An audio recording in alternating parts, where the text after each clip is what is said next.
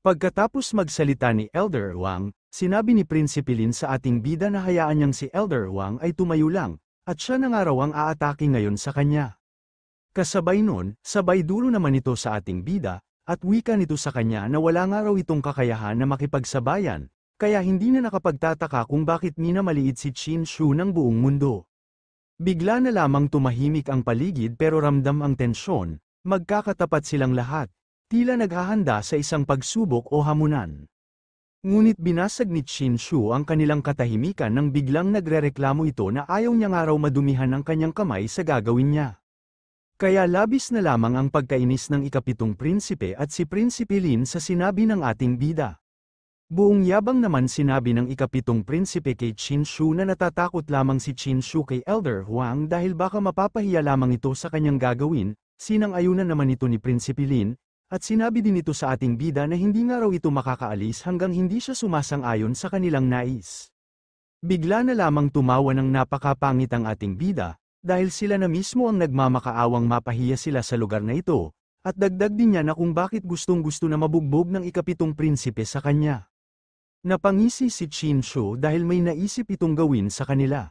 Kaya sumigaw ang ating bida sa mga hangal na magbigay nga raw sila ng 100,000 Spirit Stone at papayag nga raw ito sa kanilang nais. Napapanganga naman ang ikapitong prinsipe sa inis, halos hindi makapaniwala sa hinihinging halaga ni Qin Shu, at sabi nito na masyado na nga raw itong sobra sa kanyang hinihinging kapalit. Wika din ni Prinsipe Lin na masyado nga raw makapal ang ating bida dahil ayaw nga raw nitong makipaglaban ng patas sa kanila. Umalis na ang ating bida dahil masyado nga raw silang kuripot dahil maliit lamang ang hinihiling nito. Aalis na sana si Qin Shu nang biglang pinigilan siya ng ikapitong prinsipe. Kasabay nito, nilabas na niya ang 100,000 Spirit Stone para lamang mapapayag ang ating bida sa kanilang gusto. Pinakita din ni Prinsipe Lin ang kanyang jade pendant para ito ang kanyang ibigay sa ating bida. Sumugal na ang dalawang hangal sa kanilang mga kayamanan dahil akala nila magtatagumpay sila sa kanilang plano na makapaghiganti sila kay Qin Shu. Natuwa naman dito ang ating bida dahil nakakuha na naman ito ng kayamanan, at sabi nito sa dalawa dahil masunurin nga raw ang mga ito, gagawin na nga raw niya ang kanilang mga nais. Kaya bigla na lamang naging seryoso ang ating bida, at tumingin ito ng seryoso kay Elder Huang. Naghanda naman dito si Elder Huang, habang sinasabi niya sa ating bida na huwag na nga raw silang magpaligoy-ligoy pa, at magsimula na nga raw sila ni Qin Shu. Pinaalalahanan ni Taba si Qin Shu na mag-ingat nga raw ito dahil ang mga taong sumusubok na kumbinsihin siya, ay ang mga taong may balak na patayin ka. Ngunit ang sinabi lang ni Qin Shu na huwag nga raw mag-alala si Taba sa kanya, dahil may kakayahan nga raw ito na hindi pa nila nakikita. Sinabihan ni Elder Huang ang ating bida na ilabas na nga raw niya ang kanyang buong lakas, at huwag nga raw itong aatake sa kanya na parang langgam.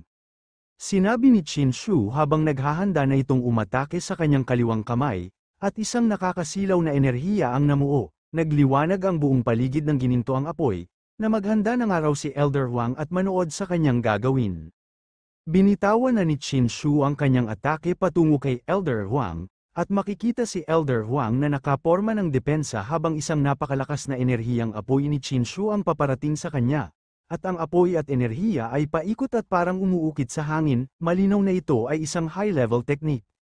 Sa hindi inaasaang pangyayari hindi na ito naiwasan ni Elder Huang kaya bigla na lamang nakakross ang mga apoy sa harapan niya, mistulang pinipigilan niya ito ng pilit, pero sa ekspresyon niya, halata ang gulat na gulat ito dahil hindi niya inasahan na ganun kabigat ang atake ng ating bida.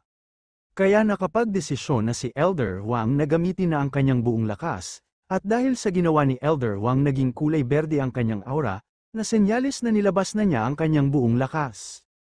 Nagtaka naman dito si Qin Shu dahil sa pagpapakawala ni Elder Huang ng kanyang berdeng aura, bigla na lamang hinihigop nito ang kanyang aura sa katawan. Sinabi ni Elder Huang habang tumatawa na ipapakita niya nga raw ang kanyang pinagmamalaki niyang teknik, na tinatawag niyang mysterious magic na kayang mag-absorb ng chi ng isang martial artist, kaya kasabay nun, lalo pa niyang pinalakas ang kanyang pag-absorb sa ating bida, kaya bigla na lamang napakross si Qin Shu sa kanyang kamay. Natuwa naman dito ang ikapitong prinsipe dahil sa paghihirap ng ating bida, at sinabi pa nito na sulit nga raw ang 100,000 Spirit Stone na binayad niya. Sabi din ni Prinsipe Lin na may pagmamalaki sa ating bida. Ang mahiwagang mahika ni Elder Huang ay dalubhasa sa pagsipsip ng mental na enerhiya ng mga tao. Kapag na-absorb na, wala nang paraan para makatakas hanggang maubos ang enerhiya at maging bangkay sila. At dinuro niya din ang ating bida, kung gagawin niyang alipin ang kanyang diyosa, ang ikasyam na prinsesa na si Mengyu ay sisiguraduhin niyang araw na mapapaslang ito sa kanyang mga sariling mga kamay. Sinabi ni Luo Guan daw sa kanyang kapatid na tulungan ng araw nila si Qin Shu dahil nahihirapan ng araw ito sa kanyang sitwasyon, at nagtanong din ito na kung magiging maayos bang araw si Qin Shu sa kanyang kalagayan. Wala naman pakialam dito si Luo Yun, kaya sinabihan niya ang kanyang kapatid na manood na lamang ito sa mangyayari.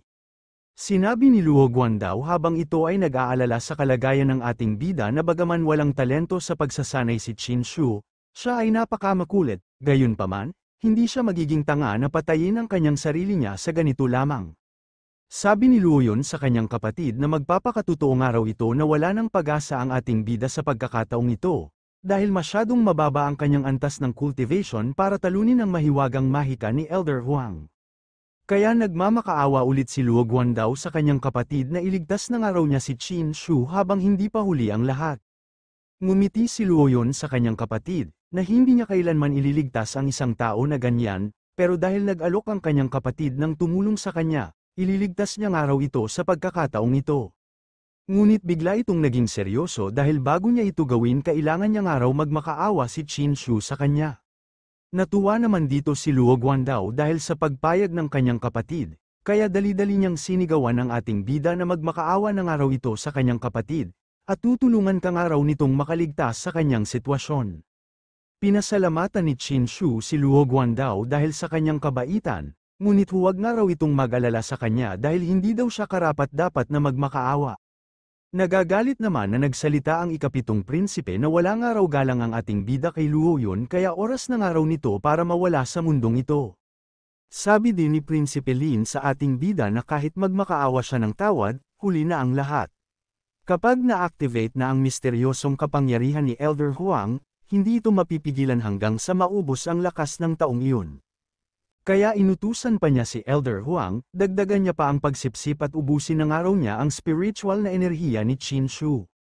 Sinabi ni Elder Huang na naubos ng araw ang spiritual na enerhiya ng ating bida, kaya lalo pa niyang nilakasan ang kanyang berdeng aura, at dahil sa ginawa niya lalo pang nagliyab ang ating bida sa kanyang sitwasyon, tinaas na ni Elder Huang ang kanyang mga kamay para tuluyan ang wakasan ang buhay ni Qin Shu. Ngunit sa hindi inaasaang pangyayari, bigla na lamang natuwa ang ating bida dahil oras na nga raw para tapusin ang kanyang pag-arte sa kaganapan na ito. Niyaya na ni Luo Yun ang kanyang kapatid na umalis na nga raw sila, dahil hindi na nga raw kailangan na makakita sila na patay na tao sa kanilang harapan. Naging seryoso na dito si Qin Shu kaya ang ginawa nito ay bumuo ito ng bowl ang enerhiya sa kanyang mga kamay para gamitin ito sa pag-atake kay Elder Huang. Ginamit na ni Qin Shu ang kanyang binti para maibato niya ang kanyang atake, at dahil sa ginawa nito nangamba naman dito si Elder Huang, kaya dali-dali niya pang nilakasan ang kanyang teknik para maabsorb ang paparating na atake sa kanya. Buong-buo naman ito sinalo ni Elder Huang, ngunit sa kabutihang palad nagtagumpay naman itong naabsorb ang atake ng ating bida, at sa sobrang laki ng enerhiyang nakuha niya sa atake ni Qin Shu, bigla na lamang lumaki ang katawan nito. Bigla naging seryoso dito si Qin Shu kaya dali-dali na itong nagpalabas ng enerhiya sa kanyang kamay, habang naglilisik ang mga mata nito dahil may balak na itong paslangin si Elder Huang sa pag-atake na ito. Dahil sa ginawa ng ating bida, nangamba na dito si Elder Huang na pinapatigil na niya si Qin Shu sa kanyang ginagawa. Ngunit hindi nakinig dito ang ating bida, kaya binatunan niya ang kanyang atake patungo kay Elder Huang. Pinagpawisan naman na malamig si Elder Huang dahil kapag tumama nga raw ang atake na yon ay tuluyan na itong sasabog dahil nasa limit na ang kanyang katawan sa pagsipsip ng enerhiya. Kaya ang tanging nagawa na lamang nito ay ang humingi ng tulong kay Prinsipe Lin. Habang ang dalawang hangal ay natahimik na lamang sila sa kanilang nasaksihan. Napalingon naman dito si Luo Yun at nagulat dahil ang spiritual na enerhiya nga raw ni Qin Shu ay nakakapagtaka dahil bakit hindi nga raw ito na nauubos. Nagmamakaawa naman dito si Elder Huang kay Qin Shu na huwag na nga raw ito na umatake dahil kapag umatake pa nga raw ito, tuluyan na nga raw sasabog ang kanyang katawan. Nakisali na dito si Prinsipe Lin na tumigil na nga raw ang ating bida sa kanyang ginagawa, dahil sumusuko na nga raw si Elder Huang sa kanilang laban. Ngunit hindi na ito pinansin ni Qin Shu dahil wala itong balak na buhayin pa si Elder Huang. Kaya naglabas na ito ng enerhiya sa kanyang mga kamay para tuluyan ang paslangin si Elder Huang, hinagis na ni Qin Shu ang kanyang atake, at wala na lamang nagawa dito si Elder Huang kundi ang tanggapin ang kamatayan nito, at dahil doon nagkaroon na dito ng malakas na pagsabog na katunayan na sumabog na si Elder Huang dahil sa sobrang-sobra nito sa pagsip-sip ng enerhiya. Tumalon ng napakasaya si Luo Guandao dahil sa nagawa ng kanyang pinsan na si Qin Shu. Habang si Luo Yun naman, seryoso niyang sinabi na bakit may napakalaking espiritual na kapangyarihan si Qin Shu sa loob niya kahit na halatang hindi mataas ang kanyang antas ng cultivation. Napunta naman kay Prinsipe Lin habang galit na galit itong nagsaad sa ating bida, na bakit nga raw itong naglakas loob na hindi sundin ang kanyang utos dahil siya nga raw ang prinsipe ng Dragon Elephant Kingdom at wala nga raw itong kakayahan na hindi siya sundin. Nagpintig ang tenga ng ating bida dahil sa kayabangan nito at bigla na lamang naglisik ang mga mata ni Qin Shu sa galit, kaya nakatikim si Prinsipe Lin ng malakas na sampal sa pagmumukha nito. At sinabihan niya ito na siya ay isang mahinang nilalang lamang at wala nga raw itong karapatan na utusan siya. Pinagbantaan ni Prinsipe Lin ang ating bida na malalagot nga raw ito sa kanyang Dragon Elephant Kingdom dahil sa pananakit nito sa kanya, at kung sasaktan pa nga raw siya ng ating bida, hinding-hindi na nga raw ito na makakatakas sa kanyang Dragon Elephant Kingdom. Hindi nagustuhan ni Qin Shu ang sinabi ni Prinsipe Lin, kaya kinuha niya ang Dragon Source Holy Sword sa kanyang Void of Space. At mabilis niyang winasiwas ang kanyang sandata, habang sinasabi niya kay Prinsipe Lin na dahil pinoprovoke niya nga raw siya dito, karapat-dapat nga raw itong patayin sa sarili niyang mga kamay. Pagkatapos nito, tuluyan ang tumama ang atake ni Qin Shu kay Prinsipe Lin habang naliligo ang katawan nito sa dugo, at tanging nagawa lamang nito ay ang sumigaw ng napakalakas sa sakit. Habang naliligo ito sa dugo, bumula naman ang bibig nito, at bigla na lamang itong bumaksak nang wala na itong buhay. Nagpalabas ng killing intent ang ating bida habang sinasabihan niya ang ikapitong prinsipe na oras ng araw nito. Natakot naman dito ang ikapitong prinsipe, kaya dali-dali itong lumuhod sa takot na patayin siya ni Qin Shu tulad ng ginawa niya kay Prinsipe Lin, at humingi ito ng tawad sa ating bida na huwag niya nga raw kunin ang kanyang buhay. Umalis na si Qin Shu habang binabantaan niya ang ikapitong prinsipe na huwag na nga raw niyang subukan na i-provoke siya ulit, dahil mapapaslang nga raw ito sa kanyang mga kamay, at pasalamat nga raw ito dahil sa kanyang kapatid na si Meng Yu, at dahil sa kanya buhay pa ito ngayon. Lumapit naman dito si Luo Yun sa ating bida para itanong sa kanya na saan nga raw niya nakuha ang espiritual na enerhiya, dahil masyado nga raw nakakapagtaka na kaya ni Qin Shu na maglabas ng ganun na kadaming spiritual energy, at bukod sa Yuan Pearl na yun, mayroon ba siyang ibang kayamanan? Hindi naman ito sinagot ni Qin Shu kaya inasar niya si Luo Yun na mukhang daga nga raw ito, at pinagalitan niya ito na makitungo nga raw ito ng tama sa kanyang pinsan. Nainis si Luo Yun sa ating bida na bakit nga raw siya pinapagalitan nito. Ngunit ang sinabi lang ng ating bida na ano nga raw ang mali sa sinabi nito sa kanya. Sinabi din ni Luo Yun na wala nga raw karapatan ng ating bida na magmalaki sa kanyang harapan, kaya nauna na itong umalis habang sinasabi niya sa kanyang kapatid na umalis na nga raw sila, at sinabihan niya din ito na lumayo nga raw ito kay Qin Shu. Sinabi ni Luo Guandao sa ating bida na bakit may lakas na itong loob na i-provoke ang kanyang kapatid, dahil dati siya ang taong pinaka-kinatatakutan niya. At nagtanong din ito na kung papaano nga raw nagbago ang ating bida. Hinawakan ni Qin Shu ang balikat ni Luo Guandao at sinabihan niya ito na tatandaan niya nga raw ang isang bagay, ang pang-aapi ay laging makakatagpo ng paglaban. Maya-maya umalis na si Qin Shu, habang pinagmamasdan siya ni Luo Guandao na papaalis, at sabi din ito sa kanyang isip na ang ating bidang araw ay isang kakaibang tao, kaya tatandaan niya nga raw ang kanyang sinabi. Mapupunta na ang eksena sa Guanyu niya, habang may tinuturo si Taba na ang harap ng Guanyu niya nga raw ay ang kayamanan ng Yaoqi, at dito nga raw nila gagawin ang Yaoqi Festival. Nagtanong naman dito si Bai Zuo na kung ano nga raw ang ikinaganda ng mga ulap sa Yaoqi Festival na ito. Pinaliwanag ni Taba, ang mga ulap ng Yaoqi ay hindi ordinaryong mga ulap. Nabubuo ang mga ito mula sa pagsingaw ng tubig ng Yaoqi, kahit mula sa pagsingaw ng tubig sa loob ng milyong taon sa Wufu Pond.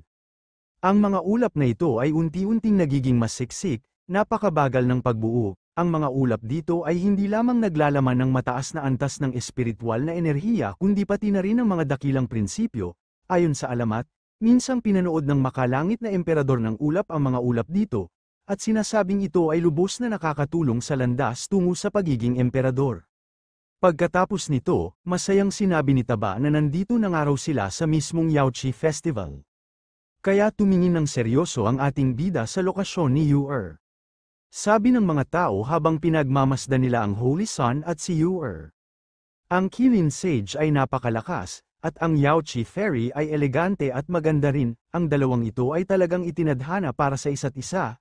Sila ay talagang para sa isa't isa, at ang taong maliligo kasama ng Saintess sa pagkakataong ito ay tiyak na si Qilin ang Holy Sun.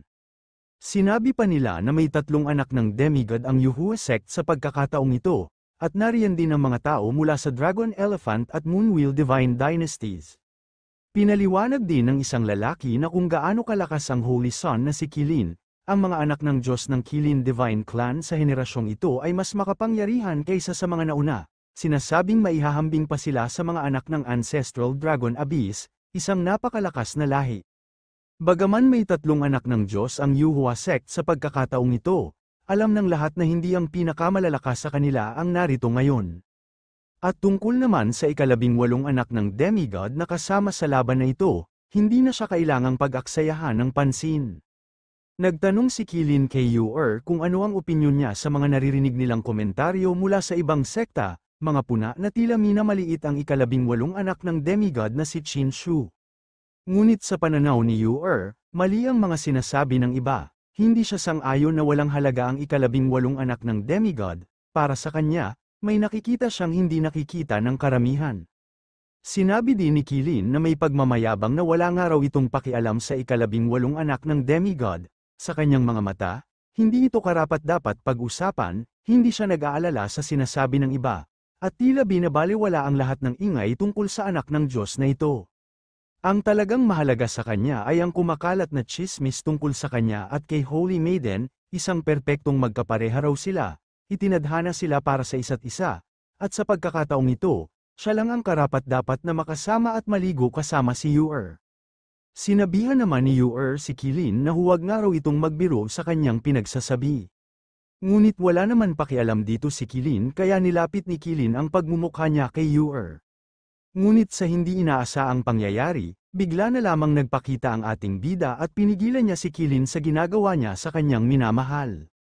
Seryoso naman na nagtanong si Qilin sa ating bida na kung sino nga raw ito, at magpakilala nga raw ito sa kanya. May pagmamayabang naman na nagpakilala ang ating bida na siya nga raw si Qin Shu ang 18 demigod. Ngunit si Qilin ay napangisi na lamang ito dahil ang nakilala pa nito ay isang basura lamang, at nagtanong din ito na kung ano nga raw ang nagawa nitong mali. Sinabi ni Qin Shu na sabi niya lang na hindi niya kayang pumasok sa mga mata niya, kaya hinila niya si Yu-er para sabihin dito na sa kanya lamang si Yu-er. Galit naman nakita ng mga tao na ang 18 anak ng Diyos ay niyayakap ang Yaochi Maiden, na isang nakakagulat na hakbang sa harap ng Qilin Saint. Ang pangyayaring ito ay nagbigay ng labis na pagkabigla at galit, sapagkat hindi may kakaila ang kahulugan ng ginagawa nilang ito. Kaya pag-alit na nagtanong si Qilin sa ating bida na kung pinoprovoke niya nga raw siya nito. Ngunit biglang tumigil ang hangin, ang tensyon sa pagitan ng Qilin Saint at 18 anak ng demigod ay sagad na. Ngunit biglang, isang banal na presensya ang dumating, naging mahinaon ang liwanag ng kalangitan, at bumagsak ang isang mapayapang presyon sa paligid. Kaya nagsalita ang mga tao na nandito na nga raw ang Holy Mother ng Yaochi, kaya nagsiluhod naman ang mga tao dito para magbigay ng paggalang. Pagdating ng Holy Mother ng Yaochi, tahimik ang buong lugar, ramdam ang bigat ng kanyang presensya, isang haligi ng isang awtoridad at banal, sa harap ng maraming tao. Nagsalita siya tungkol sa 2 makapangyarihang lalaki, ang Qilin Saint at ang 18 anak ng demigod. Sabi niya, kapwa sila tila may gusto o interes sa Holy Maiden, ngunit, para malaman kung sino ang tunay na karapat-dapat sa kanya, kailangang pagdaanan ng isang pagsubok ngayong araw, isang malinaw na hamon para sa dangal, kapangyarihan, at puso. Walang makakaiwas, ang sinumang nais mapalapit sa Holy Maiden ay kailangang patunayan ang sarili. Lumingon si Qilin kay Yu-er, para sabihin sa kanya na bawal nga raw itong hawakan na isang basura katulad ng ating bida, ngunit sa paglingon nito, bigla na lamang itong nagalit dahil nilalandi na pala nito ni Qin Shu, kaya labis na lamang ang pamumula ni Yu-er sa ginagawa ng ating bida sa kanya, At kasabay nun, bigla niya na lamang tinulak si Chin Shu sa labis nitong pagkahiya.